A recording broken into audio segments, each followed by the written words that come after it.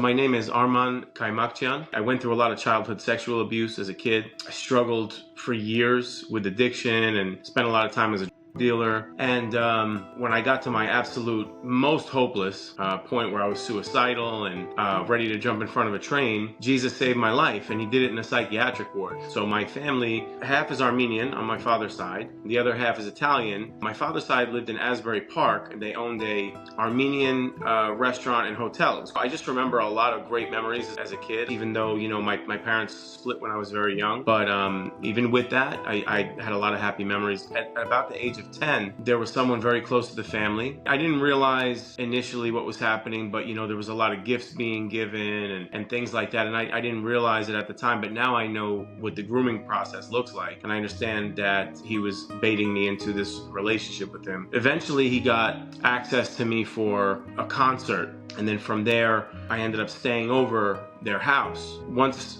I stayed over their house in the morning, I woke up to some sheets and blankets rustling in the bed. I'm alone with him in the bed, and he began to kind of roll over on top of me and kissing me and doing strange things and pulling my underwear down. After he was finished satisfying himself, I just laid there in an absolute paralyzation. I mean, I could not move. I didn't know what was going on. I was 10 years old at the time, and it was so unlike anything I had ever experienced with anyone in my life. And I can remember the feeling when my mother's friend had come back home, because I didn't realize, but she had left the house to go get eggs or something like that. When she came back, I couldn't say anything because I was almost like what I would imagine like a hostage situation to be, like you're being held hostage because you can't talk. And from there, I immediately went off course. From 10 years old, I just started to do my best to cope with what was going on, and the abuse continued. So as it was continuing, I had no idea how to deal with it. So I started to eat a lot. I gained a lot of weight in a very short time. And as I got a little bit older, so we're talking now I'm 13 years old, and I'm experimenting and smoking. He introduced me to smoking and things. So at this point now, I'm starting to get used to getting rid of the pain with food and different things that would numb everything a little bit and make me feel a little bit more calm. And at that point, I'm cutting myself a lot. So I'm a young kid. I have no idea how to deal with what's going on. I'm cutting myself. I'm getting into occult things. I'm getting into some strange music from age, I would say 10 to 14 that way. Now 14, I'm in high school, and I'm starting to sell in school. My father's side of the family, this hotel I was talking about in Asbury Park, for people who are not familiar, Asbury Park, it's a pretty rich community, was a great bridge from that world to the suburban world that I went back to at my mother's house. And I started getting more into selling, having trouble in school, drop out of high school my junior year. I get an apartment. Now I start selling full time. That brings on all kinds of other issues with law enforcement, with people in the street, and I'm progressing in that life. And as that's going on, again, problems are exponentially worse than they've ever been before. Over time, slowly, I get addicted to for a few years. I go from snorting to smoking to shooting. And when I started shooting, that was really game over. That's where everything just spiraled out of control. That's when I lost everything. When you're sexually abused as a young kid, there's so much that you're going through mentally, emotionally, spiritually, physically. You think about telling people. One real giant barrier to me telling anybody what was going on is I really felt like this was going to just destroy my family. There's all kinds of implications with that. Is the person going to go to jail? What's going to happen with my mother? What's my family going to think? My father, I assume they would think that I was somehow gay, or which there's never been a homosexual bone in my body. So I was scared to tell my father, scared of what he would do to the person. My father was a no-nonsense kind of guy, so I remember being scared that he would go and hurt him, that he might get in trouble with police. So, and I think that beyond that, you're trying to ignore this as best you can, and you're trying to push it down to a place that's livable. You're trying to live in a way where this is all not happening somehow. I don't think that that's really a conscious thing that you do. It's just more of a subconscious kind of a survival mode type of a thing. I tried to put on a different identity than who I really was. I tried to put on a tough exterior. It went along with keeping this thing at bay and keeping everybody else at some distance. This is the time where like Marilyn Manson, Nine Inch Nails, like all these people, you know, the whole goth scene, and that's going on in middle school. And I don't know what it was. I mean, you know, the perpetrator, he was very much into that world. And I think there was part of it where I just kind of like fell into it. And I got into a lot of occult type of things, you know, through those influences, through the music. Music is powerful, you know, and it can really, really affect people on levels that they don't even understand what's happening. So it gets into the deepest recesses of our mind and heart, you know. And I was listening to these things, and I do remember cutting specific symbols like the pentagram and the anarchy symbol and things like that were, you know, symbols in that world that I was seeing. I think it would have been about 11 years old that I started to harm myself, to cut myself, to do things of that nature that would try to kind of squash some of the feelings that I was feeling. These are a huge part of my story. I started again, you know, smoking when I was 12 years old. But besides all that, in high school, you know, we're dropping and we're taking ecstasy and things like that. So I'm experimenting, but I'm not completely addicted to everything yet. I'm still getting into that world more and more. And, you know, I had a girlfriend when I was 15, 16. We're both troubled kids, you know. She had a difficult past as well. And at a certain point, my mother, I think, you know, felt bad for her, allowed her to come live with us under the conditions that we were going to be in separate rooms, which of course didn't happen. And it was like I was married at 16. So we both were in this world kind of together. She got kicked out of school. I dropped out of school shortly after that. We got an apartment. And that apartment again was in a rough neighborhood, and I'm in that world. I'm with guys that are, you know, 6, 7 years older than me. That are taking me under their wing and, you know, kind of bringing me into that life and showing me the ropes, so to speak, and teaching me how to hustle. You know, teaching me how to take a package and flip it, where to hide, where to go. You know, we're going back and forth from New York to New Jersey, and I again getting more and more enveloped in that world. Now I'm selling.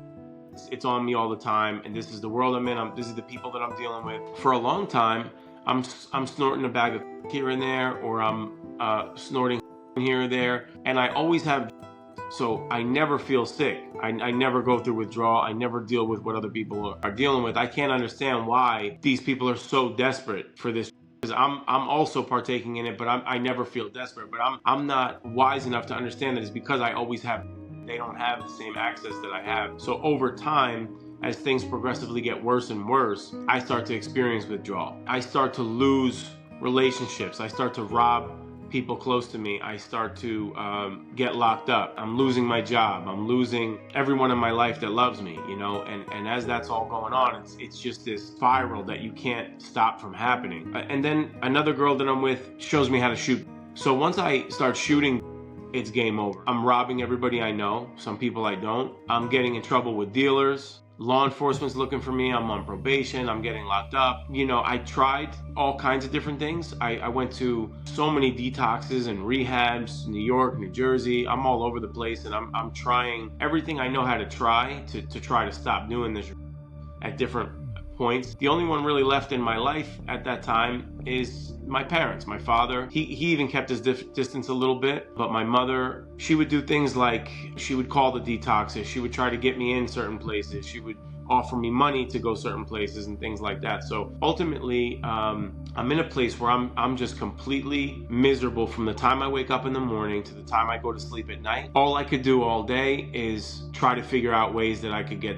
So that's what my entire life consists of. There's nothing else anymore. I got track marks up and down my arms. I got open sores on my face. I am unkept, unshaven. I'm just a complete disaster. And beyond all that, I am absolutely hopeless. Like, I know there is no way of me getting out of this addiction. It's just not going to happen. So if we were to go back in time and you were to meet me at 10 years old, you would have met a kid that was completely destroyed from the chaos that was going on in my life, the childhood sexual abuse and everything that came with that. You would have met a kid that was just trying to cope. You would have met a kid that was overeating and just trying to squash that pain in any way I could. If you would have met me at 12 or 13, you would have met a kid that was chip on my shoulder, still trying to suppress this pain as best I could, experimenting with smoking, getting into selling, you know, in school and different things like that. 14, 15, 16 years old, you would have met a kid that was just troubled, angry, not knowing where to place everything that he was feeling. And if you would have met me when I was 20, you would have met a kid that was, hell-bent on becoming a gangster, a dealer. And then in my mid-20s, you would have met somebody who had fallen into addiction and who's now selling, but at the same time dabbling in them. And then if you would have met me at 27 years old or so, you would have met a guy who had been completely broken from years of trauma from childhood sexual abuse, shooting, time in the street, time around criminal element, law enforcement, getting locked up, going to detoxes, in and out, all over the place, just complete mayhem. Whatever voice would have told me to tell somebody about the abuse or anything like that, I think I had put that voice to sleep a long, long time ago. I think when the abuse stopped, like when I was old enough to put a stop to the abuse myself, I think from that moment forward, I had just completely put that voice to sleep, pretended like it never happened, pushed it way, way down, somewhere deep that I couldn't even get to it. I think it was always there, but subconsciously I'm doing all these things, and I think it was a huge part of why my life was going the direction that it was going, but I don't think I was really conscious of it, if that makes any sense. I think if left to my own devices, I would have hid these things that happened to me up until my dying day. I don't think anybody would have known about them. I don't think I would have talked about them. I don't think I would have thought through them. I think I would have been totally content to just keep it inside, because it's a nasty thing to have to deal with, and it's a painful thing to go through, to process, to think about. And so I think that I don't think I'm alone when I say that you want to run from that situation. A couple times I've heard people that I respect say something to the effect of, why would that person wait all those years later to say something if that actually happened? And I don't blame them for saying that. It's like a logical thing to maybe think, but it's just, when somebody says that they haven't gone through any kind of childhood sexual abuse, because there's a multitude of reasons why someone decides not to say anything for years and years and years and years.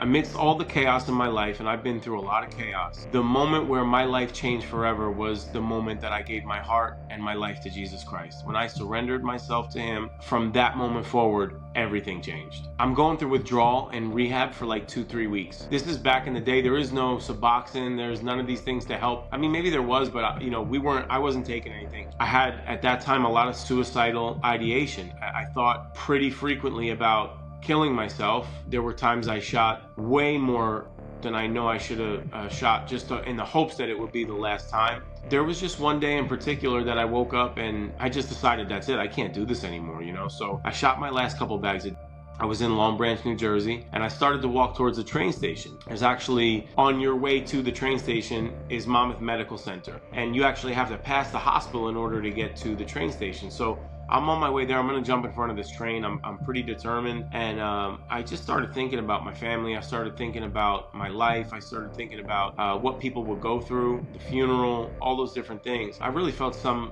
strong urge to go into the hospital. So I went into the hospital, told them what was going on. They put me in the psych ward. I had been there before. I was in there for like 2-3 nights. And about 6 months prior, I had gone to a place called Keswick Colony of Mercy. It's actually the oldest live-in rehabilitation center in the country, and it's a Christian rehab. So my mother had talked me into going there. I went. I was there for a week. I was shooting in their bathroom because that's how insane I was at that time. So I was clean for like a week because I had run out, and they brought me in. It was a work program. Keswick is like in the middle of all pine, it's like a pine forest out there, so you're like in the middle of nowhere, and it's a work program. So they brought me in and they said, hey, there's a rumor, or guys were telling us that you're shooting in our bathroom. Is that true? And I had been lying to everybody for so long that I felt like I have to tell the truth. I really felt compelled to tell the truth. So I told them, I said, I did sneak in with me when I came. I ran out. I've been clean for like a week, and I'm really appreciating being here. They said, look, we can't have that kind of thing here. We got to ask you to go. So fast forward, we're back to our story with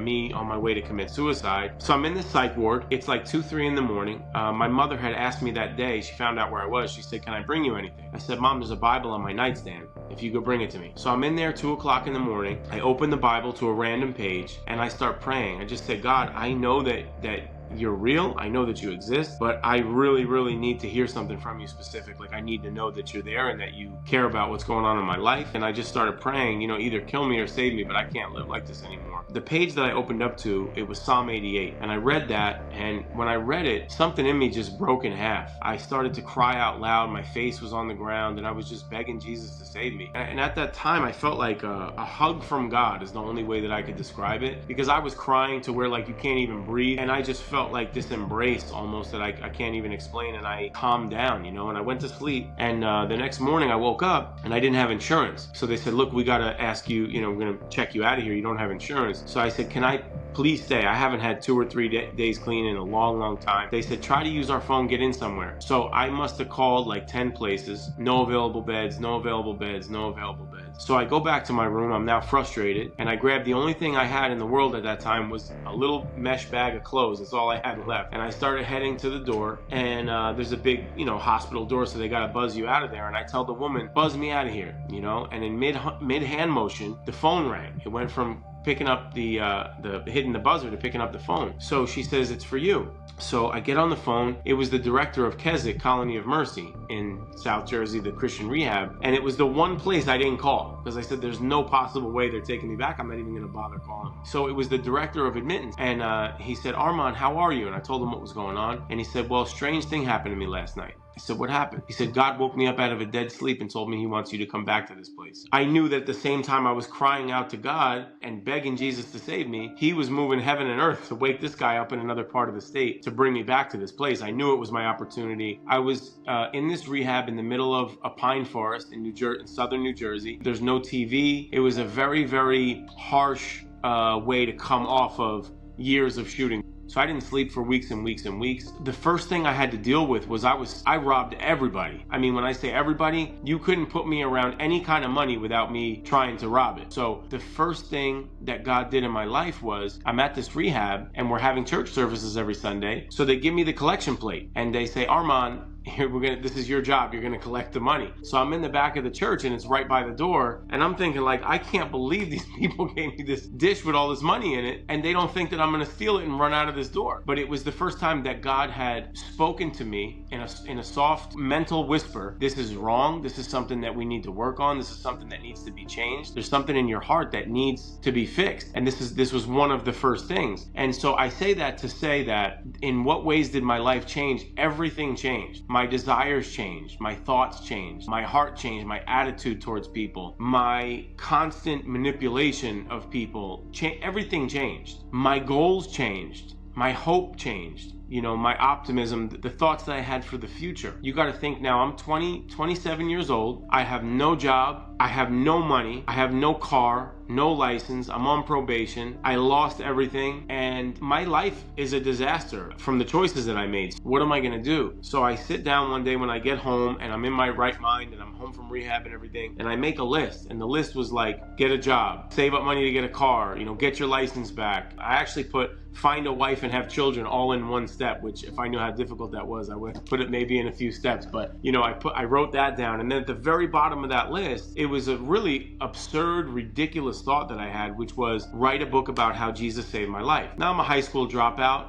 I'm not a writer. Even now, I work construction for my full-time job, underground gas lines I do. And then it took me about 14, 15 years later to get that all together. I wrote this book titled He Calls Me Redeemed, a memoir of childhood sex abuse, addiction, hope, and redemption. The reason that I wrote this book, I knew when I first got saved, I first got clean, that I wanted to write a story about going from the darkest recesses, that I had been in to the absolute blessing that my life has been over the past 15 years. So I knew I wanted to write a book about that, and I knew I wanted to give people hope that had no hope. And it was rolling around in my mind for years, but it really wasn't until after my father passed away a few years ago that I think I really set in my mind that it wasn't just something I wanted to do, but it was something I was determined to do. And I just sat down about I would say a year and a half ago, and I woke up every morning 4 a.m. I'm married. I have 3 kids. So, life is pretty busy, full-time job. I was working 2 jobs at that time. And I'm like, I got to write this book. So I woke up every morning, 4 a.m. I sat down, spent time,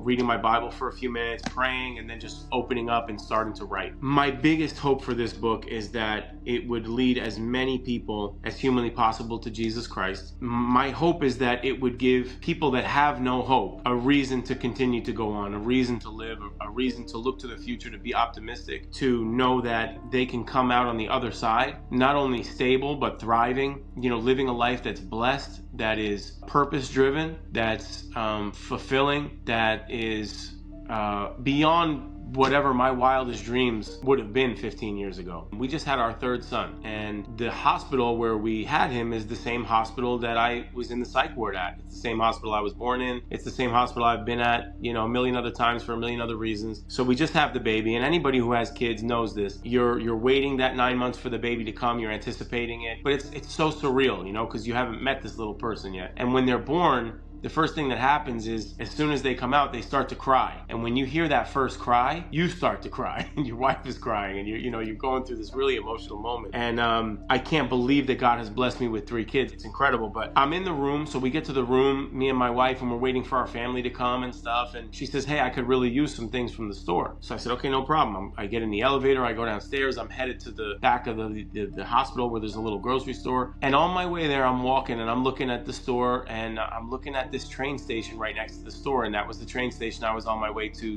commit suicide all those years ago. And I'm looking at that train station, I'm saying, man, if I jumped in front of that train, not only did my life get snuffed out, but there is no 3 sons, there is no my wife and all the things that we've experienced over the last 15 years, all of that goes away. It never happens. And it's really incredible when you think of the implications of that. Beyond what most people will ever understand, I get the idea of wanting to end it all and thinking there's just no fixing this. It's just not true. It's just an absolute lie. If you wait even a little while, you'll find that there's hope and there's joy on the other side if you're just willing to just continue to go on a little bit further. There was a moment that I was in rehab and my counselor, he had asked me, he said, have you ever been sexually abused? And I don't know what prompted him to ask me that, but I said yes. And I thought that would kind of be the end of it. And then he said, what exactly did he do to you? And then when I had to talk about the details, the tears just started flowing. And I'm in front of another grown man, and now it's just all coming out. And as I'm talking to him about it and talking through it, he brought me to a story in the Bible, and it's all about forgiveness, and it's essentially a king that forgives somebody a very, very large debt. He has mercy on him, and then that person goes out in the street and goes to collect, let's say, $10 from someone. Please have mercy on me. I'll pay the debt. Just give me some more time. And he strangles him in the street. So, the king's men see this and they bring him back before the king, and he says, what's the matter with you? I forgave you of this extremely large debt. You would have never been able to pay it back, and here you are strangling somebody for $10. So then the point was, he took me through that story and he said, what happened to you is horrendous, it's evil, it's wicked on every conceivable level. However, you've been forgiven of so much that what I want you to do is I want you to write a letter to this person. And he said, you don't have to send it to him, but I want you to write everything that you feel, everything that you are thinking, everything that you'd like to say to him. And what you're going to do is you're going to burn that tonight in the fireplace. You're going to forgive the person. If you could find it within your heart to forgive them, you're going to forgive them for what they did to you. You're going to pray for them, and then you're going to burn this letter. And I'm telling you, I wrote that letter. Tears in my eyes. I went through all the stuff, and then I went in the fireplace room. I prayed. I asked God to help me forgive this person. I prayed for them, for their salvation, and I put that letter in the fireplace, and I watched years of trauma go up in smoke with that letter. And it was a 1,000,000 pounds of weight that lifted off my shoulders. And from that moment forward, like I said, it's not like you don't have to live with it or deal with it or know that it happened. There's implications that every person who goes through childhood sexual abuse is going to have to deal with. But at the same time, I've found not only freedom from a lot of what bogs us down regarding that, but I found a place where I can thrive and have stability. The majority of life, my life, is completely unaffected by what happened to me when I was 10. I've just gotten to that place. So there's hope for anybody out there. To kind of summarize the advice, if you've gone through childhood sexual abuse, if it's haunting you, if it's something that you're thinking about constantly, what you really are after, just like all of us, is peace. You want peace. If it were up to me and I was giving you my advice, I would say that you are not going to find peace in any other place than through Jesus Christ. It's a direct bridge from us to God. and you're going to find peace there, and you're going to find everything that you're looking for.